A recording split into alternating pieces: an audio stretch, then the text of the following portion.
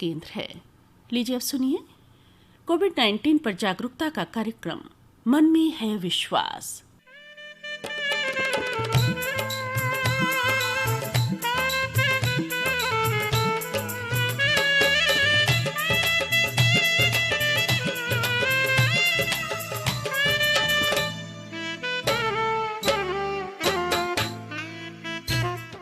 कार्यक्रम के सभी श्रोताओं को आभा गुप्ता का नमस्कार। दोस्तों, कहा गया है कि खाने के लिए न जियो बल्कि जीने के लिए खाओ। आजकल कोविड-19 के संक्रमण काल में ये बात शिद्दत से समझी जा रही है। कोविड-19 से लड़ने के लिए मास्क, सैनिटाइजर, सोशल डिस्टेंसिंग तो ज़रूरी है ही, साथ ही ज़रूरी है कि हमारी रोग प्रतिरोधक क्षमता भी स्ट्रांग हो। और रोग प्रतिरोधक क्षमता बढ़ाने के लिए ज़रूरी है कि हम पोषक और संतुलित भोजन ग्रहण करें। संतुलित और पोषक आहार क्या है, इस बारे में मैंने बातचीत की पोषण विशेषज्ञ डॉक्टर मोनिका जैन से। श्रोताओं, डॉक्टर मोनिका जैन आजकल बनस्थली विद्यापीठ में आहार विज्ञान एवं पोषण विभाग में प्रोफेसर हैं। न्यूट्रिशन सोसाइटी ऑफ इंडिया की तरफ से आपको यंग साइंटिस्ट का अवार्ड भी मिला है। स्वास्थ्य और पोषण पर आपके लेख स्तरीय पत्र पत्रिकाओं में भी छपते रहते हैं। ये तो था डॉक्टर मोनिका जैन का संक्षिप्त परिचय, और लीजिए अब सुनिए इनसे की गई ये बातचीत। श्रोताओं, कार्यक्रम में इस समय हमारे साथ हैं जानी मानी डाइटिशियन डॉक्टर मोनिका जैन। मोनिका जी नमस्कार और आपका स्वागत है इस कार्यक्रम में। नमस्कार और बहुत बहुत धन्यवाद। मोनिका जी, देखिए, जैसा कि आजकल कोरोना वायरस का इन्फेक्शन चल रहा है सब जगह, और ये एक नया वायरस है, इसका कोई वैक्सीन नहीं है, इसकी कोई दवा नहीं है, और बार बार ये बात कही जा रही है कि जिसकी इम्यूनिटी अच्छी होगी, यानी कि रोग प्रतिरोधक क्षमता, रोग से लड़ने की ताकत, उस पर ये संक्रमण नहीं करेगा, और यदि करेगा भी तो वो व्यक्ति बहुत जल्दी स्वस्थ हो जाएगा। तो ये रोग प्रतिरोधक क्षमता बढ़ाने के लिए किस तरह का भोजन करना चाहिए, तो थोड़ा सा हमारे श्रोताओं को भी बताइए। देखिए, अगर हमें अपनी रोगों से लड़ने की क्षमता को अच्छा बनाए रखना है, ताकतवर रहना है, तो उसके लिए आवश्यक है कि हम संतुलित आहार को ग्रहण करें। बिल्कुल। संतुलित आहार में हमारे पास होने चाहिए ऊर्जा देने वाली वस्तुएं, जैसे कि अनाज। उसके बाद हमारे आहार में होने चाहिए शक्तिवर्धक खाद्य पदार्थ, जैसे कि जो प्रोटीन देने वाले खाद्य पदार्थ हैं, दालें, दूध, दही, पनीर इत्यादि। और तीसरी जो बहुत जरूरी चीज है वो है प्रोटेक्टिव फूड, जो हमें बचाने का काम करते हैं अनेक बीमारियों से, और इसमें आते हैं फल एवं सब्जियां। तो अगर हम इस तरह का आहार ग्रहण करते हैं जिसमें ये सभी चीजें हैं, सही उचित मात्रा में है, तो इस बात की संभावना रहती है कि हम बीमार कम से कम पड़ेंगे। तो आप बहुत सारे वेबिनार अटेंड कर रही हैं आजकल, और खासकर इसमें लोगों को ये जानकारी दे रही है कि किस तरह का खाना इस समय हमें ग्रहण करना चाहिए, चाहे वो नाश्ता हो, चाहे लंच हो, चाहे डिनर हो। तो थोड़ा सा हमारे श्रोताओं को भी बताइए कि बच्चों को, युवाओं को और बुजुर्गों को किस तरह का भोजन ग्रहण करना चाहिए। जो भी खाना बनाए, एक तो वो फ्रेश हो और वो साफ सुथरे तरीके से बनाया गया हो। ठीक बात। अब क्या क्या खाना है, इसके लिए मैं आपको एक हेल्दी प्लेट के बारे में बताती हूँ। आप मान लीजिए कि जिस प्लेट में आप अपना लंच कर रहे हैं, वो उसका डायमीटर अगर 9 इंच है, तो आधी प्लेट जो है वो फलों और सब्जियों से भरी हुई होनी चाहिए। ठीक। अब जो बचा हुआ आधा भाग है, उसमें से जो 3/4 भाग है, उसके अंदर हमें प्रोटीन के स्रोत रखने चाहिए, जैसे दूध, दही, दालें इत्यादि। ठीक। और इसके अब बचे हुए पार्ट में हम लाते हैं अनाजों को, तो वो चपाती या चावल, आप जो भी खाना चाहें वो उसमें होनी चाहिए। तो अगर आप इस तरह का लंच करते हैं जिसमें चपाती या चावल है, दाल है, कोई हरी पत्तेदार सब्जी है, 1 कटोरी दही है, तो आपको करीब करीब वो सभी पोषक तत्व प्राप्त हो जाते हैं जो कि आपके शरीर को तंदुरुस्त बनाए रखने में आपके सहभागी बने रहेंगे। जी। वो तत्व हैं जो सभी के लिए आवश्यक है। बच्चों के लिए मात्रा थोड़ी कम होती है, और जो वयस्क व्यक्ति है उनके लिए वो थोड़ी ज्यादा होती है। जी। और रोग प्रतिरोधक क्षमता बढ़ाने के लिए अपने भोजन में और किन तत्वों को शामिल करना चाहिए? देखिए, एक तो हम लोग भारत के अंदर मसाले खाने के बड़े शौकीन होते हैं। हर रसोई घर के अंदर मसालों का डब्बा रहता है जिसमें अनेक प्रकार के मसाले होते हैं, है ना। तो ये हमारी सबसे बड़ी ताकत बन के आती है जब हमें कोविड-19 जैसी बीमारियों से लड़ना होता है। इन मसालों में कुछ न कुछ ऐसे प्रिंसिपल्स होते हैं, ऐसे तत्व होते हैं जो खास तरह की बीमारियों से लड़ने की शक्ति हमें प्रदान करते हैं। आपने गोल्डन मिल्क की बात कहीं सुनी पड़ी होगी। आप अगर 1 गिलास दूध पी रहे हैं और उसके अंदर आप आधी चम्मच हल्दी मिलाकर पीते हैं, तो आपको उस तरह से कुछ तत्व मिलते हैं जो इम्यूनो मॉड्यूलेटरी होते हैं, यानी हमारे इम्यून सिस्टम को ताकतवर बनाने का काम करते हैं। ठीक। तो हल्दी एक बहुत अच्छी चीज है। हल्दी के अलावा दालचीनी बहुत अच्छी रहती है, काली मिर्च बहुत अच्छी है। अगर घर के आसपास आपने तुलसी का पौधा उगा रखा है तो तुलसी की पत्ती का प्रयोग करना इस समय में बहुत अच्छा रहता है। और खास तौर पे सभी को इस समय एक हर्बल टी बनाने की विधि सीख लेनी चाहिए, जिसके अंदर अगर आप 2 कप पानी लेते हैं तो उसमें 1 चम्मच आप हल्दी डाल दें।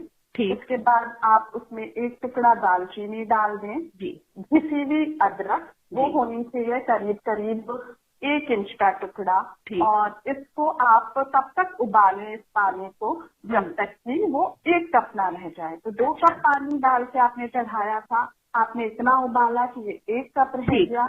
उसके बाद आप इसे छान लें, इसमें नींबू डाल दें, गुड़ डाल दें, मीठा करना है तो नहीं गुड़ पसंद है तो चीनी भी डाल सकते हैं।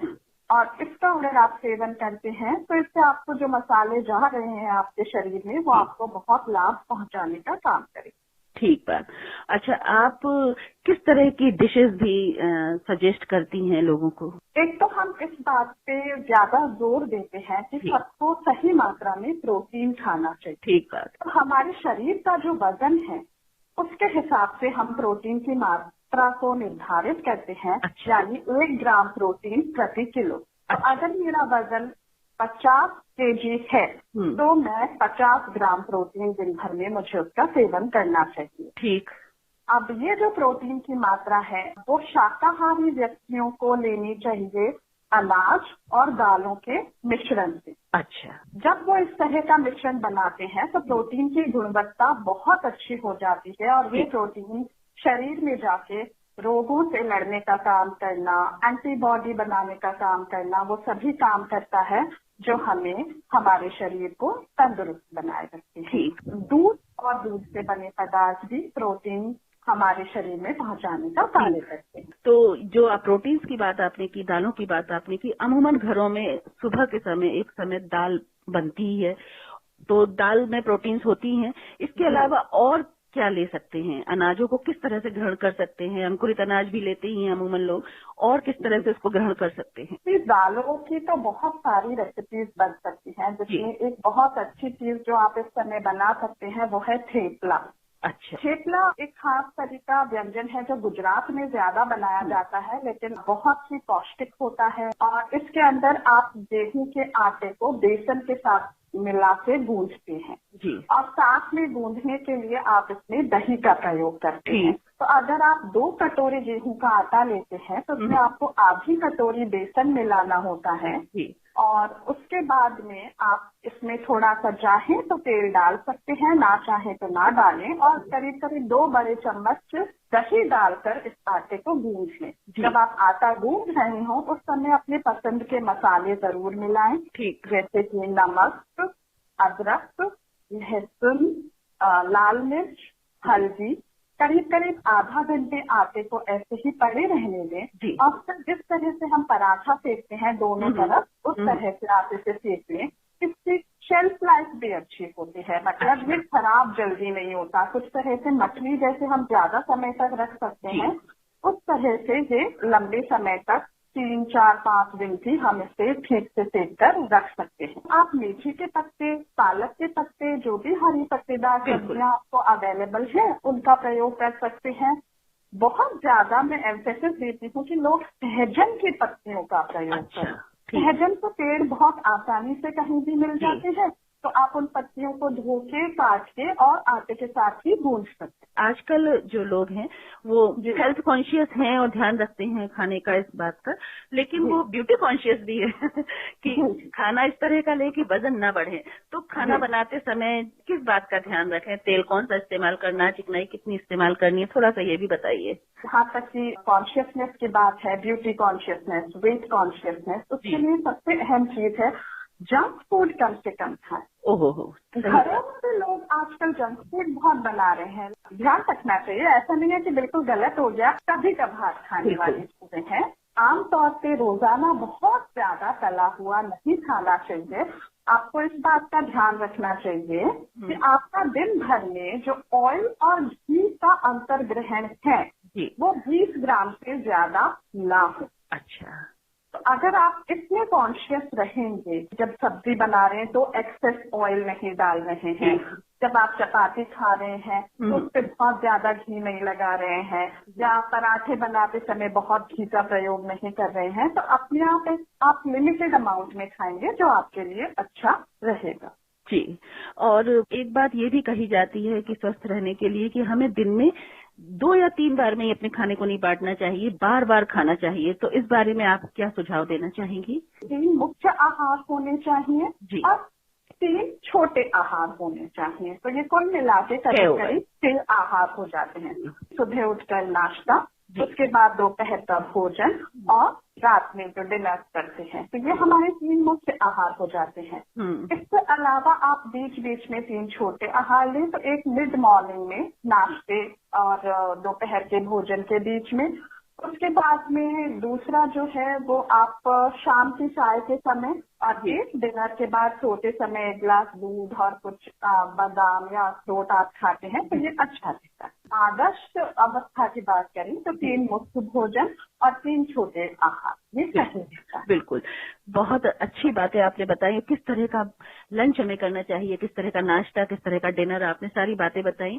अब चलते चलते हमारे श्रोताओं को 4-6 पंक्तियों में भोजन के बारे में क्या मैसेज आप देना चाहेंगी? देखिए, एक तो आप सभी ध्यान रखें कि आरोग्यम परमम भाग्यम, स्वास्थ्यम सर्वार्थ साधनम, निरोगी होना परम भाग्य है और स्वास्थ्य से अन्य सभी कार्य सिद्ध होते हैं। क्योंकि अगर शरीर स्वस्थ रहेगा तभी आप सारे काम कर पाएंगे। और शरीर स्वस्थ रखने के लिए एक तो संतुलित भोजन लें, जितना हो सके फल और सब्जियों का सेवन करें। दिन भर में करीब करीब आप 2 से 3 लीटर पानी और अन्य तरल पदार्थ पिएं। और साथ साथ में ये भी ध्यान रखें कि आप अगर धूम्रपान करते हैं, मदिरापान करते हैं तो ये ठीक नहीं है। ठीक।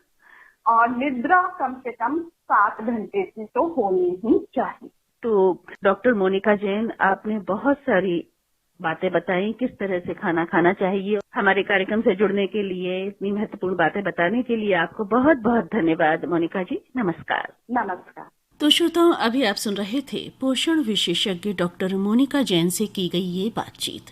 श्रोताओं, हम स्वस्थ होंगे तो निश्चित रूप से कोविड-19 के संक्रमण से तो लड़ ही पाएंगे, साथ ही किसी भी बीमारी से ग्रस्त नहीं होंगे। इसके अलावा हमारा तन स्वस्थ होगा तो मन भी स्वस्थ होगा। हम आपको बता दें कि कोविड-19 पर जागरूकता का ये विशेष कार्यक्रम मन में है विश्वास आप सुन रहे हैं आकाशवाणी के ग्वालियर केंद्र से। लीजिए अब सुनिए ग्वालियर का कोरोना बुलेटिन। कल 8 जून सोमवार को 527 नमूनों की जांच रिपोर्ट प्राप्त हुई। इसमें 5 पॉजिटिव रिपोर्ट प्राप्त हुई हैं। अभी तक जो एक्टिव केस है यानी कि कोरोना पॉजिटिव जो रोगी हैं वो 99 हैं। कुल संक्रमित व्यक्तियों की संख्या है अब तक 216। 115 व्यक्ति स्वस्थ होकर डिस्चार्ज हो गए हैं। तो श्रोताओं, कोरोना वायरस का खतरा अभी टला नहीं है। हम लॉकडाउन से अनलॉक फेज में पहुंच चुके हैं, लेकिन कोरोना वायरस से हमें अभी भी बचकर रहना है, चाहे हम घर में रहें या बाहर निकलें, कार्यालय में जाएं, कहीं बैंक में जाएं या बाजार में जाएं। आइए दोस्तों, कार्यक्रम में अब आगे बढ़ते हैं।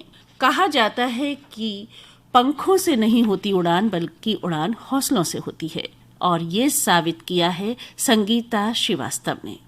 Sangeeta journalist, anchor, film artist और वॉइस ओवर आर्टिस्ट हैं। और भी बहुत कुछ ये करती रही हैं और करना चाहती हैं। संगीता से मैंने एक प्रेरक और रोचक बातचीत की है, लीजिए आप भी सुनिए। श्रोताओं, कार्यक्रम में अब हमारे साथ हैं Akashvani, print media, electronic media और फिल्मों से जुड़ी हस्ती संगीता श्रीवास्तव। संगीता, आपका स्वागत है इस कार्यक्रम में। बहुत बहुत धन्यवाद आभा जी आपका। और मुझे बहुत अच्छा लग रहा है, एक बार फिर आकाशवाणी ग्वालियर से मेरी आवाज गूंजेगी और मेरे लिए बहुत सुखद लम्हा होगा वो, जब ये आकाशवाणी ग्वालियर से मेरी आवाज एक बार फिर गूंजेगी। बिल्कुल, क्योंकि मैं श्रोताओं को बता दूं कि आकाशवाणी ग्वालियर पे भी आप युवावाणी कार्यक्रम कई वर्षों तक प्रस्तुत करती रही हैं और इसके अलावा अन्य आकाशवाणी केंद्रों पर भी आपने कार्यक्रम प्रस्तुत किए हैं। तो सबसे पहले हमारे श्रोताओं को यही बता दीजिए कि आकाशवाणी से आप कैसे जुड़ी और क्या क्या कार्यक्रम प्रस्तुत किए। बिल्कुल आभा जी, शुरुआत तो मेरी आकाशवाणी के कार्यक्रम से हुई और सबसे पहला जो स्टेशन था वो मेरे लिए छतरपुर था, क्योंकि पापा की पोस्टिंग उस समय छतरपुर में थी और वहीं से शुरुआत हुई। उसके बाद मैं आकाशवाणी जबलपुर पहुंची। जबलपुर पहुंचने के बाद मैंने वहां पर बहुत सारे ऑडिशन क्लियर किए। ड्रामा ऑडिशन भी वहीं क्लियर किया था और नाटकों में शुरू से रुचि थी, स्टेज बहुत किया मैंने, शेयर किया। अच्छा। और थिएटर भी वहीं शुरू किया। ठीक। जबलपुर पहुंचने के बाद ऐसा लगा जैसे थोड़े थोड़े पंख मेरे खुलने लगे हैं। वहां से ही मैंने वॉइस ओवर के लिए एक बड़ा स्टूडियो देखा कि कैसा होता है डबिंग के लिए स्टूडियो, और वहां मैंने प्रिंट मीडिया में काम किया। वहीं से मुझे एक सतीश तिवारी जी थे जो मेरे गुरु हैं, वो अब नहीं रहे, लेकिन वो मुझे बहुत कुछ दे करके गए। उन्होंने ही मुझे मैगजीन मॉडलिंग के लिए बहुत उत्साहित किया और साथ में फैशन शोज भी उन्होंने कराए, थिएटर भी लेकर के गए। फिर अभिनय यात्रा मेरी शुरू हुई। दिल्ली दूरदर्शन के लिए मैंने एक टेलीफिल्म की थी जिसमें मुझे याद है एक ऐसी लड़की का रोल था जो बहुत संघर्ष करती है अपने स्कूल के दिनों में और फिर बहुत बड़ी डॉक्टर बनती है। अरे वाह। मुझे एक स्कूल गर्ल से लेकर के एक डॉक्टर तक का पूरा रोल था। बहुत अच्छी मूवी थी। अब कुछ है नहीं उसका मेरे पास, क्योंकि उस समय न यूट्यूब होता था, लेकिन आपके दिमाग में वो फिल्म ज्यों की त्यों ताजा है। मेरे ख्याल से रील इस समय चलना शुरू हो गई है। क्योंकि वो आपके फिल्मों में अभिनय यात्रा की शुरुआत थी, टेलीफिल्म थी आपकी, है ना? बिल्कुल। और जब वो संघर्षरत युवती की आपने भूमिका की तो कहीं आपको उससे ऐसा लग रहा था कि मेरी लाइफ भी इससे मिलती जुलती है? जब हौसला बना लिया उड़ान का, फिर देखना फिजूल है कद आसमान का, यही बात दिमाग में थी कि कुछ करना है, कुछ आगे जाना है।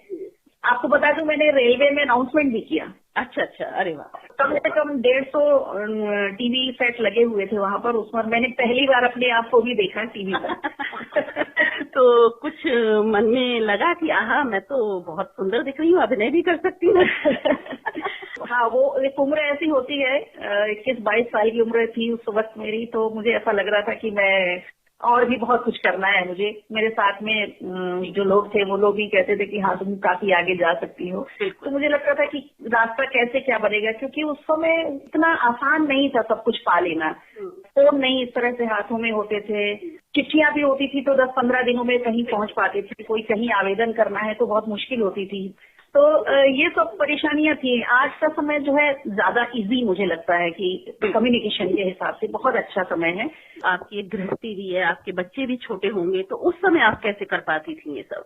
एक्चुअली ये सब सारा जो मेरा हुआ वो जबलपुर में हुआ। एजुकेशन के बाद मेरी अभिनय यात्रा की शुरुआत हो चुकी थी। शादी हुई तो शहर छूट गया।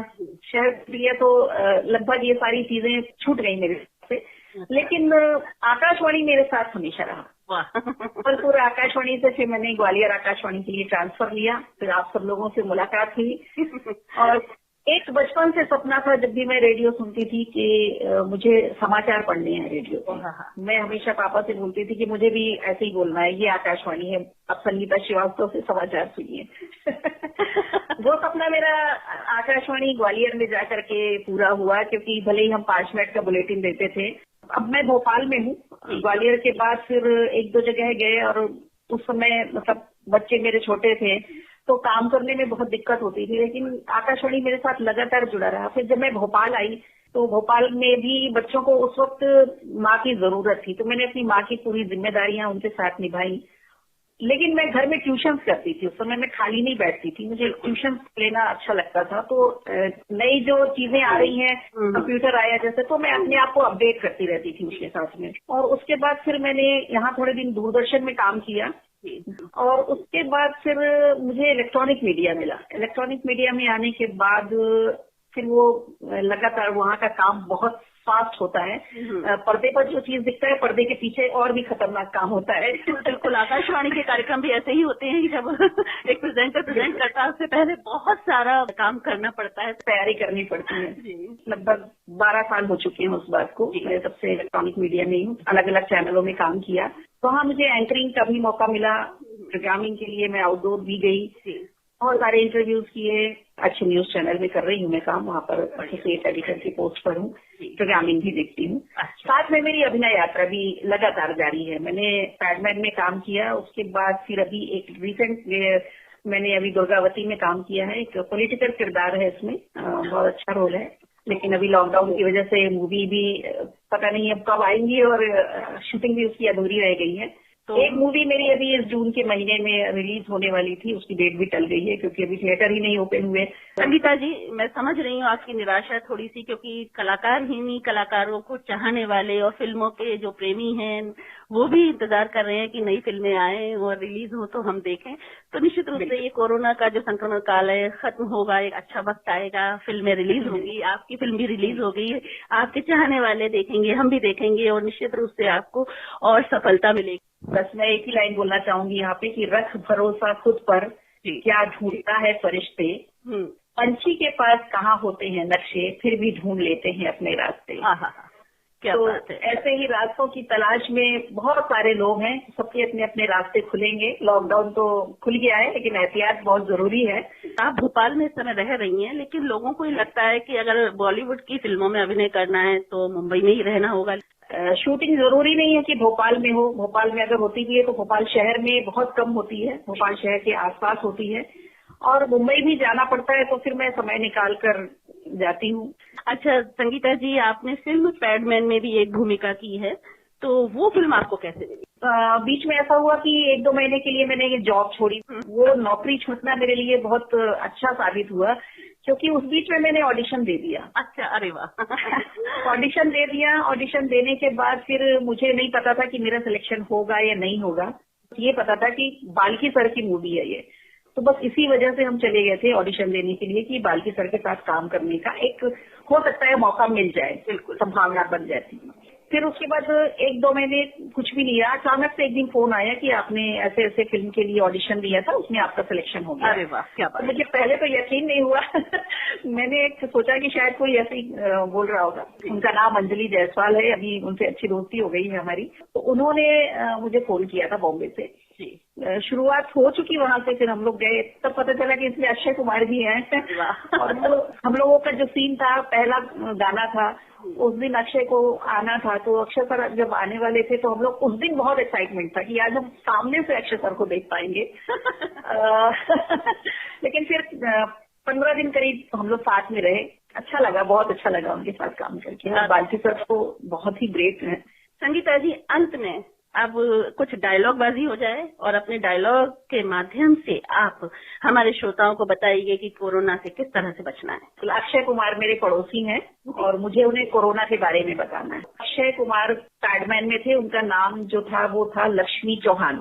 लक्ष्मी के नाम से सारे लोग जानते, तो मैं उनको लक्ष्मी कह के ही इसमें संबोधित करूंगी। अरे लक्ष्मी सुनो तो, हम तो सुने हैं कोरोना दिन पे दिन फैलता ही जा रहा है। हमें तो लग रहा था कि जल्दी चला जाएगा, पर अभी ये इतनी जल्दी जा नहीं रहा। वैक्सीन का भी कुछ पता नहीं है। हमने सुना है तुम सबकी मदद करने जा रहे हो, तो सबसे पहले तो तुम अपना ध्यान रखना लक्ष्मी, है ना। मास्क तो हम देखे हैं तुम लगाए रहते हो, लेकिन हाथ भी सैनिटाइज करते हो कि नहीं। और हाँ लक्ष्मी, जहां जहां तुम जा रहे हो ना, सबको बोल देना लॉकडाउन खुल गया है लेकिन कोरोना नहीं गया है। जैसे पहले सावधानी रखते थे वैसे ही सबको अभी भी रखना है। लक्ष्मी, तुम यहाँ अपने मोहल्ले की चिंता तो बिल्कुल मत करना, यहाँ का हम सब देख लेंगे।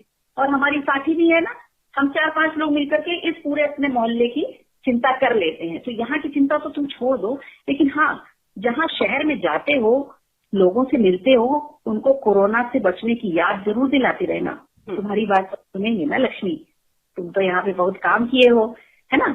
क्या है ना लक्ष्मी की, लोग जानते तो हैं पर मानते नहीं है, याद दिलाना पड़ता है। सरकार ने सबको बता दिया है कैसे रहना है, कोरोना से कैसे बचना है, अब हमें भी अपने को याद रखना चाहिए, बस यही याद दिलाना है।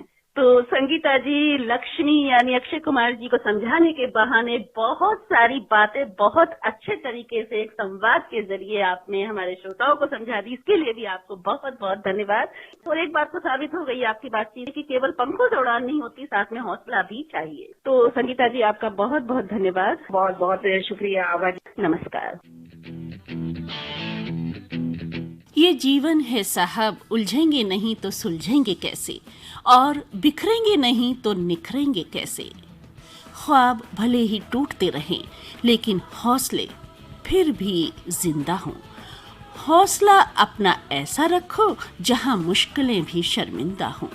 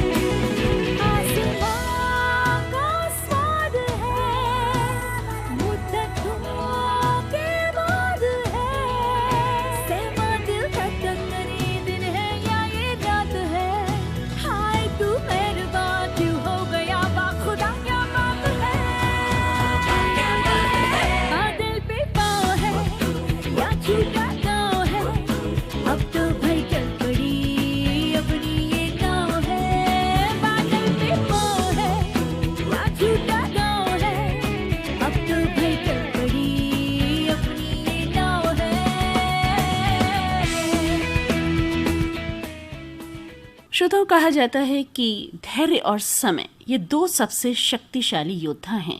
तो धैर्य रखिए और समय के साथ चलिए। कोरोना वायरस से बचिए, सावधानी बरतते रहिए, बिना वजह घर से बाहर ना निकलिए, घर में ही रहिए, सुरक्षित रहिए। आज का ये कार्यक्रम समाप्त करने की अनुमति दीजिए आभा गुप्ता को। नमस्कार।